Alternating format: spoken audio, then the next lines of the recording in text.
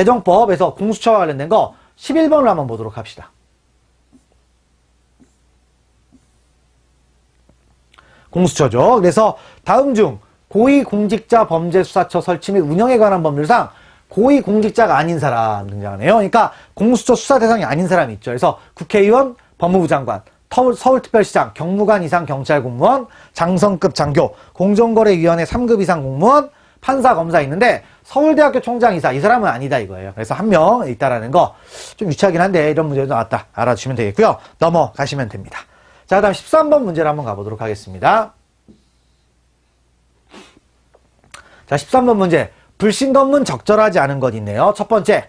자, 경찰관은 수상한 행동이나 그 밖의 주의 사정을 합리적으로 판단하여 볼 때 어떠한 죄를 범하였거나 범하려 하고 있다고 의심할 만한 상당한 이유가 있는 자를 정지시켜 뭘 할 수가 있다? 질문할 수 있다. 불신검문 대상자 거동 불심자라고 하잖아요. 그래서 그런 얘기죠. 됐고, 두 번째. 경찰관이 불신검문 시 질문을 하거나 동행을 요구할 경우 자신의 신분을 표시하는 증표를 제시하면서 소속과 성명을 밝히고 질문이나 동행의 목적과 이유를 뭐한다? 설명하여야 하며 동행을 요구하는 경우에 동행 장소를 밝힌다 해서 동행 요구할 때의 절차입니다. 됐고, 세 번째.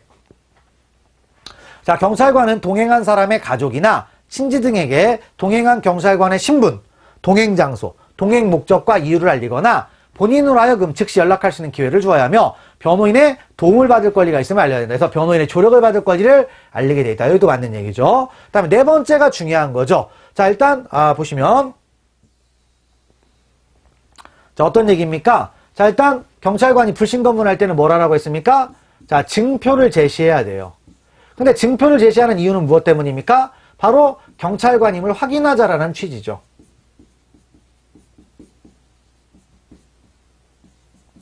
자, 경찰관임을 뭐한다? 확인하자라는 취지예요. 그러면 확인이 이미 됐다면 안 보일 수도 있습니까? 없습니까? 있다 이거죠. 그래서 이 증표 제시는 뭐예요? 제복 착용으로 가름할 수가 있다라는 거죠.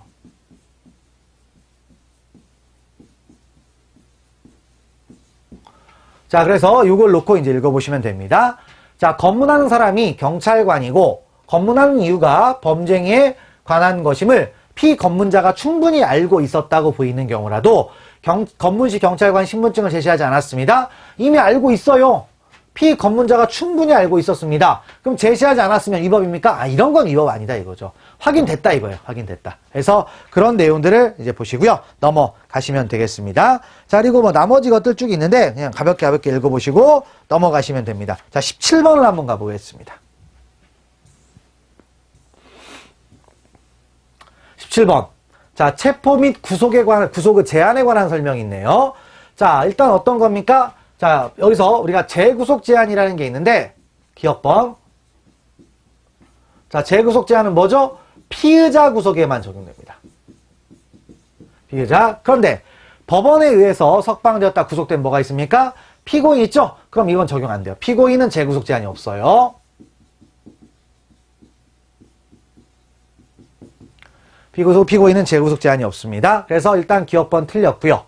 그 다음에 니은범 다액 50만 원 이하의 벌금, 구류 또는 과료에 해당하는 경미사건입니다. 그러면 뭐가 됩니까? 경미범죄는 주거 부정만이 유일한 구속이에요. 구속사유가 됩니다.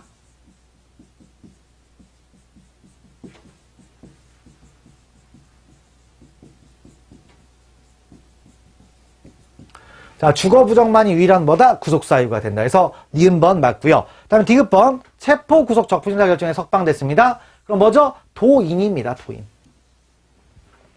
도망하거나 죄증을 인멸한 경우를 제외하고는 동일한 범죄 사실에 관하여 다시 체포 구속하지 못한다. 됐고, 다음 네 번째 검사 또는 사법경찰관은 피해자를 체포하는 경우 다음은 뭡니까? 미란다 원칙이죠.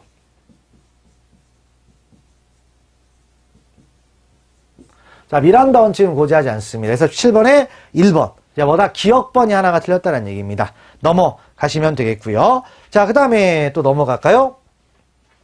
넘어가서 21번을 한번 보겠습니다. 자, 증거보전에 관한 설명이 있네요. 증거보전이 있는데 첫 번째 뭡니까?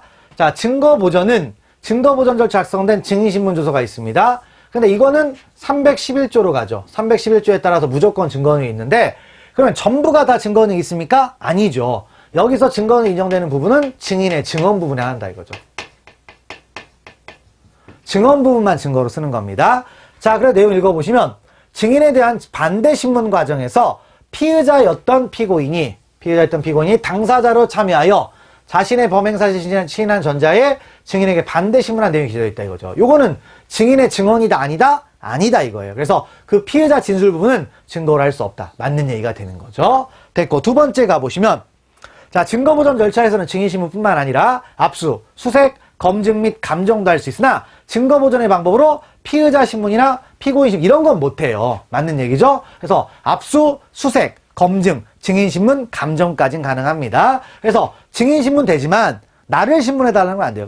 그리고 증인은 누가 될 수 있습니까? 나만 아니면 다 되는 거죠. 그래서 공범을 증인으로 신문하는 것도 얼마든지 할 수 있습니다. 됐고, 그 다음 세 번째, 검사는 일정한 경우 제1회 공판기일 전이라도 판사에게 증거보전을 청구할 수 있으며 증거보전 청구를 기각하는 결정에 대해서는 7일 이내에 항고할 수 있다 했는데 아니죠. 자, 법 개정이 됐는데 우리가 즉시 항고가 며칠입니까? 7일이잖아요.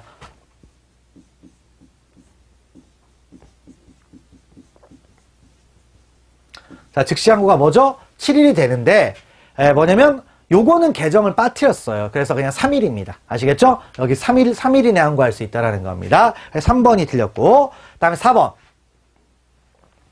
4번은 뭡니까? 증거보전의 청구를 받은 판사는 그 처분에 관하여 법원 또는 재판정과 뭐다? 동일한 권한이 있다. 동일한 권한이 있다는 얘기죠. 그래서 3번이 틀렸다. 넘어가시면 되겠고요. 넘어가시면 되겠습니다. 자, 됐고, 그 다음에 쭉 또 넘어가셔서 25번을 가보겠습니다.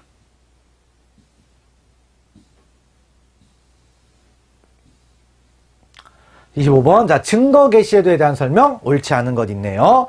첫 번째 보시면, 자, 이제 법원이 개시 결정을 내렸습니다. 그러면 어떻게 돼요? 검사는 뭐다? 따라야죠.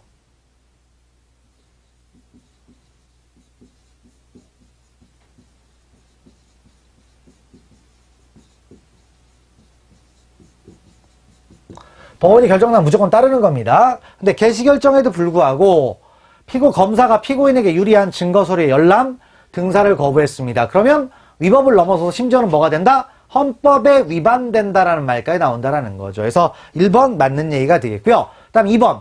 피고인 또는 변호인은 검사가 서류 등의 열람, 등사 또는 서면의 교부를 거부하거나 그 범위를 제한한 때에는 법원에 서류 등의 열람, 등사 또는 서면의 교부를 허용하도록 할 것을 뭐한다? 신청할 수가 있죠. 근데 여기서 이제 거부를 하는데 전면 금지도 가능해요. 하지만 목록은 절대로 거부하면 된다고 했습니까? 안 된다고 했습니까?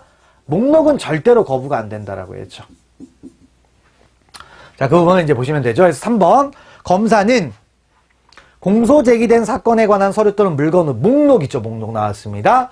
자, 목록에 대해서는 국가안보 증인 보호 필요성 등의 중대한 사유가 있는 경우를 제외하고는 열람사를 거부할 수 없다? 아니죠.